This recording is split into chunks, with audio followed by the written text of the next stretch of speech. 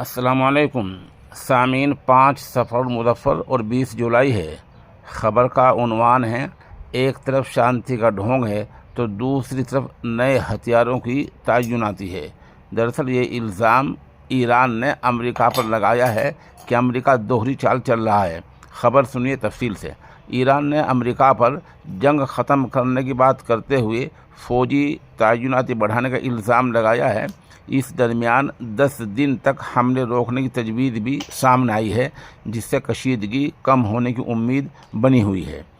ایران کے پارلیمنٹ کے صدر محمد باقر غالیباف نے امریکہ پر دوہرا رویہ اپنانے کا الزام لگایا ہے۔ ان کا کہنا ہے کہ امریکہ ایک طرف امن و شانتی کے ڈھونگ کرتا ہے اور عین اسی وقت حملہ کر دیتا ہے، دوسری طرف لگاتار مشرق وسطیٰ میں نئے فوجی ہتھیار بھیج رہا ہے۔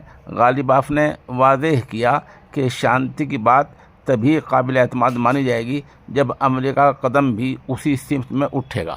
دراصل امریکہ نے پچھلے 9 دن سے لگاتار رات کے حملے کیے ہیں اور اس کے جواب میں ایران نے بحرین، کویت اور دوسرے جو امریکی اڈے ہیں ان پر حملے کیے ہیں۔ ابھی چند گھنٹے پہلے یہ پرستو آیا ہے کہ 10 دن تک لڑائی روک دی جائے۔